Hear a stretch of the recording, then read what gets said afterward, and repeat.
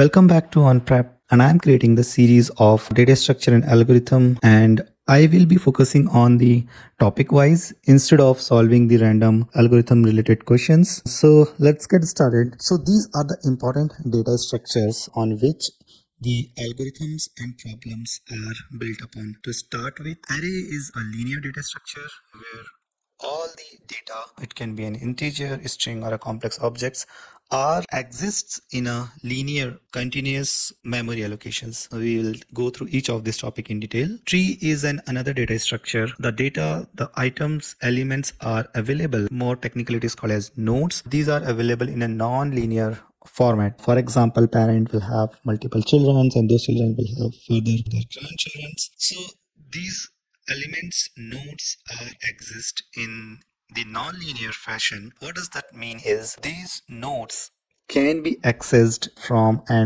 one element to another element, maybe their children. So we don't have to go through in a linear fashion like item 1 and item 2 or item 3. We can directly jump from item 1 to an item 3. So that is the benefit of the non-linear data structure. Similarly, linked list here, in the linked list as well, the nodes on this linked list exist in a continuous sequence, but that does not mean that they exist in the continuous memory allocation as well. So because of this, we are able to traverse from one node to another node in a sequential order, and the list can grow dynamically. Graph is another data structure where the nodes of this graph, these are called edges and vertex. These nodes exist in a form of BFS or DFS, breadth first search or depth first search. So we can traverse on these nodes based on the algorithm what we are building. So generally there are two ways to traverse in this graph. Bit manipulation is another important topics. I see generally candidate miss this topic. Let's start with the first topic, which is array. The elements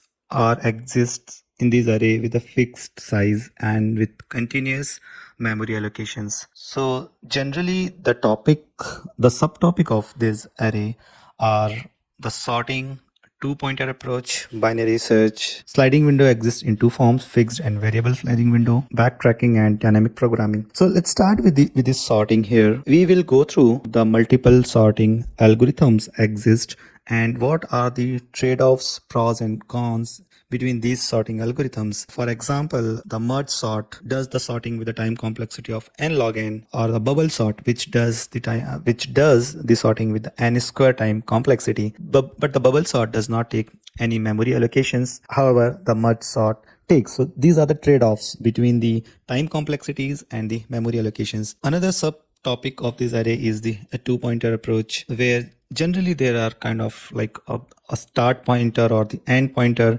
and we traverse from the beginning or from the end to achieve a desired result. Binary search, mostly it is used when the elements in the array are sorted. If we want to search a specific item in the array, we can perform the binary search, which runs on log of n time complexity, because we don't have to iterate through all the elements to search for a specific item, because we know the elements in this array are already in the sorted order, so we can take the advantage of it. Sliding window is something like a fixed or variable size, so we can, in this continuous array of elements, we can have a fixed length, like let's say a 3. The array is of size 10 and we can have the window of length 3. We can search something on this, like the sum of these window which is maximum. Let's say this is the question. Then we can slide the window one at a time, and always the length of this window we can maintain as a size of 3. The another format of this problem is the variable size. So let's say we are growing the size of the window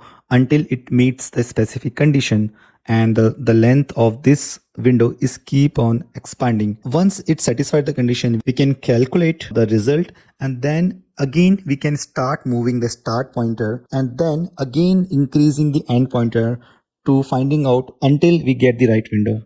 So this is a sliding window. So backtracking is something where we wanted to compare each element with every other element in this array to find out a desired result. If every element is compared with every other element, the time complexity goes exponential here, like 2 to the power n. We cache the result and we reuse it when the next time if the same operation, same comparison if we are performing by using caching or memoization for the backtracking, we are able to achieve the time complexity of n square. And the beauty of this algorithm is backtracking we can apply for most of the problem that can be solved using binary search, using sliding window, that can also be solved using the backtracking. So this backtracking are performed using the recursive function. So understanding the recursions backtracking is very important. Dynamic programming is derived from the backtracking, and you can think about it like first you understand the problem, and if you're able to solve using the backtracking, you understand the depth of the backtracking, then you can further optimize it using the dynamic programming. So generally, if you have a backtracking solution exist using caching, that would have almost the same time and space complexity if you solve using dynamic programming. In general, in interview, it is difficult to get to the dynamic programming directly when you see the problem for the first time. So generally, I suggest that you should be able to understand in depth about the backtracking first and foremost. That's the most important thing. Another data structure is the tree, and to understand the data structure and the problem associated with this tree data structure, it's very important to understand the tree traversal, which is like pre-order, in-order, and post-order. And this tree traversal can be achieved recursive as well as iterative. If we are recursive traversal perform using the recursion function. So understanding the recursions are very important, and sometimes a backtracking also plays an important role here.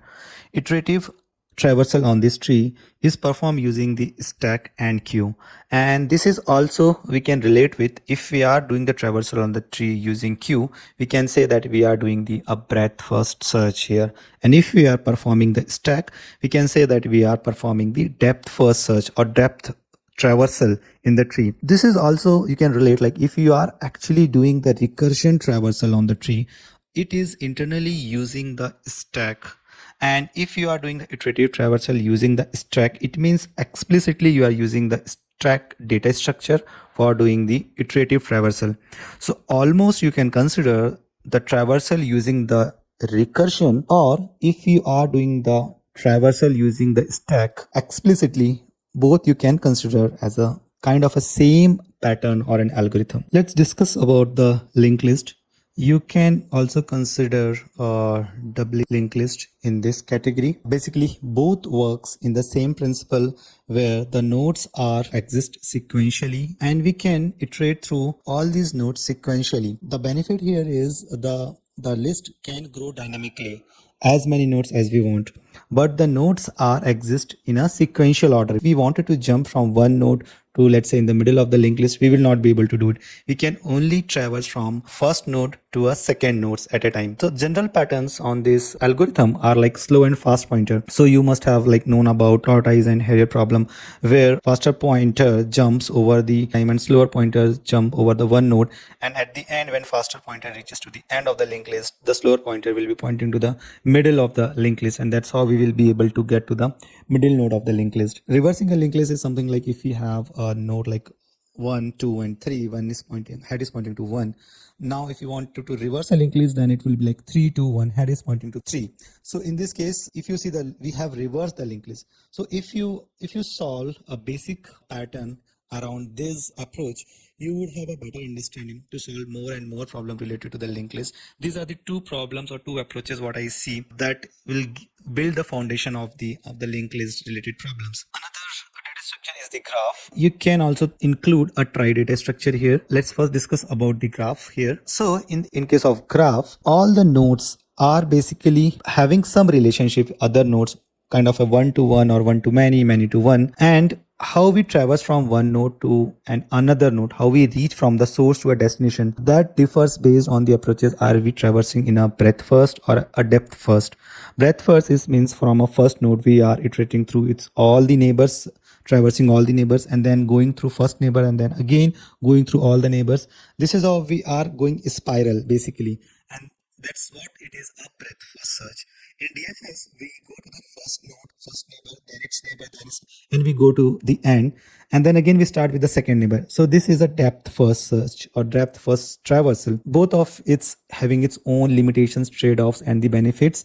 And there are multiple algorithms designed based on these two patterns. One is a Dijkstra algorithm, Floyd algorithm that is used in a map as well. What is the shortest path of reaching from one node to a source node to a destination node.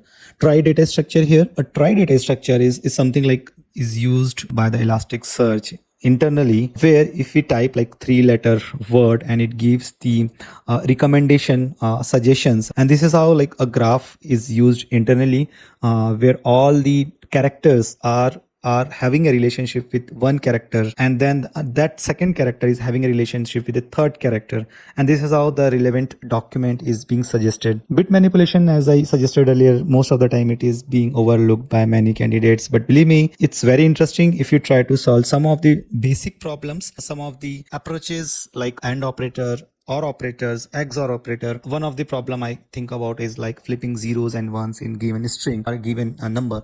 So if you try to solve the basic problem and have understanding, you would be able to solve more and more problem. So today we have covered the basics of all the patterns, all the topics that is generally mostly asked in the interview, and also that can give you the foundation building block for your data structure and algorithm. I will be creating the series of videos going in depth for each of this topic, taking some of the problems, and I will be covering the overall of all the problems, algorithms generally asked in the interview, and also that can give you a solid foundation for you. So please click like, share and subscribe, and I will be uploading more and more videos.